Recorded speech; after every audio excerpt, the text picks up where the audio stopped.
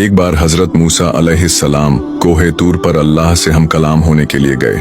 वहां एक दरख्त के नीचे खड़े होकर अल्लाह से बातें कर रहे थे कि अचानक उस दरख्त पर बैठी एक छिपकली ने उन पर पेशाब कर दिया।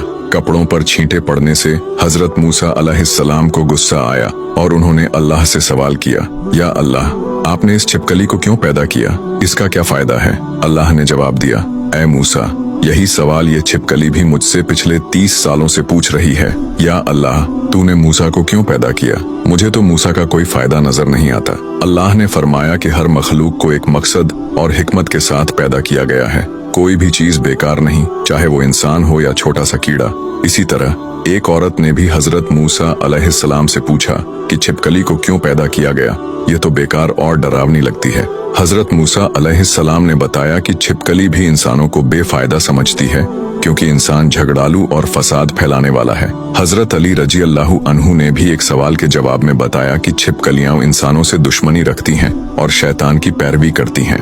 नमरूद के जमाने में जब हजरत इब्राहिम अलैहिस्सलाम को आग में डाला गया, तब छिपकली आग को भड़काने लगी थी।